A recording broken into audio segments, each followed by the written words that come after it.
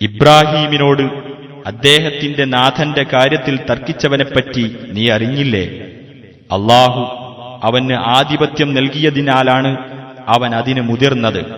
എന്റെ നാഥൻ ജീവിപ്പിക്കുകയും മരിപ്പിക്കുകയും ചെയ്യുന്നവനാകുന്നു എന്ന് ഇബ്രാഹിം പറഞ്ഞപ്പോൾ, ഞാനും ജീവിപ്പിക്കുകയും മരിപ്പിക്കുകയും ചെയ്യുന്നുവല്ലോ എന്നാണവൻ പറഞ്ഞത്.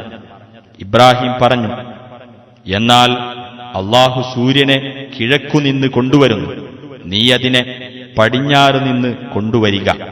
അപ്പോൾ ആ സത്യനിഷേധിക്ക് ഉത്തരം മുട്ടിപ്പോയി. അക്രമികളായ ജനതയെ അല്ലാഹു നേർവഴിയിലാക്കുകയില്ല. അല്ലെങ്കിൽ ഇതാ മറ്റൊരാളുടെ ഉദാഹരണം. മേൽക്കൂരകളോടെ വീണടിഞ്ഞു കിടക്കുകയായിരുന്ന ഒരു പട്ടണത്തിലൂടെ അദ്ദേഹം സഞ്ചരിക്കുകയായിരുന്നു. അപ്പോൾ അദ്ദേഹം പറഞ്ഞു, നിർജീവമായി പോയതിനു ശേഷം ഇതിനെ എങ്ങനെയായിരിക്കും അല്ലാഹു ജീവിപ്പിക്കുന്നത്? തുടർന്ന് അല്ലാഹു അദ്ദേഹത്തെ 100 വർഷം നിർജീവാവസ്ഥയിലാക്കുകയും പിന്നീട് അദ്ദേഹത്തെ ഉയർത്തെഴുന്നേൽപ്പിക്കുകയും ചെയ്തു. അനന്തരം അല്ലാഹു ചോദിച്ചു, നീ എത്ര കാലം നിർജീവാവസ്ഥയിൽ കഴിച്ചുകൂട്ടി? 1 ദിവസമോ 1 ദിവസത്തിന്റെ അല്പഭാഗമോ ആണ് ഞാൻ കഴിച്ചുകൂട്ടിയത്. അദ്ദേഹം മറുപടി പറഞ്ഞു, അല്ല, നീ 100 വർഷം കഴിച്ചുകൂട്ടിയിരിക്കുന്നു. നിന്റെ ആഹാരപാനീയങ്ങൾ നോക്കൂ, അവയ്ക്ക് മാറ്റം വന്നിട്ടില്ല.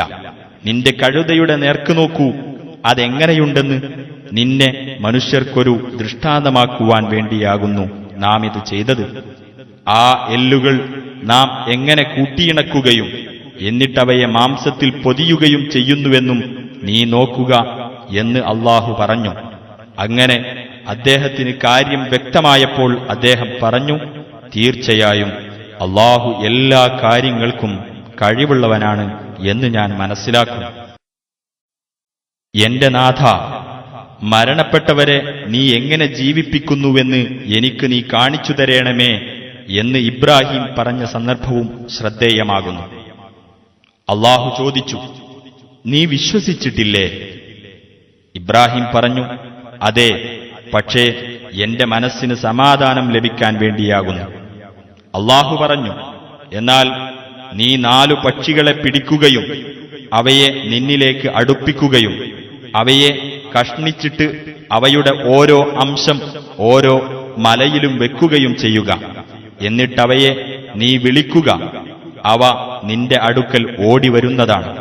അല്ലാഹു പ്രതാപവാനും യുക്തിമാനുമാണ് എന്ന് നീ മനസ്സിലാക്കുകയും ചെയ്യുക. തീർച്ചയായും ആദമിനെയും നോഹിനെയും ഇബ്രാഹിം കുടുംബത്തെയും ഇമ്രാൻ കുടുംബത്തെയും ലോകരിൽ ഉത്കൃഷ്ടരായി അല്ലാഹു തെരഞ്ഞെടുത്തിരിക്കുന്നു, ചിലരുടെ സന്തതികളായിക്കൊണ്ട്. അല്ലാഹു എല്ലാം കേൾക്കുന്നവനും അറിയുന്നവനുമത്രേ. നബിയെ പറയുക, വേദക്കാരെ, ഞങ്ങൾക്കും നിങ്ങൾക്കുമിടയിൽ സമമായുള്ള ഒരു വാക്യത്തിലേക്ക് നിങ്ങൾ വരുവിൻ. അതായത്, അല്ലാഹുവെയല്ലാതെ നാം ആരാധിക്കാതിരിക്കുകയും അവനോട് യാതൊന്നിനെയും പങ്കുചേർക്കാതിരിക്കുകയും നമ്മളിൽ ചിലരെ അല്ലാഹുവിന് പുറമെ രക്ഷിതാക്കളാക്കാതിരിക്കുകയും ചെയ്യുക എന്ന തത്വത്തിലേക്ക്.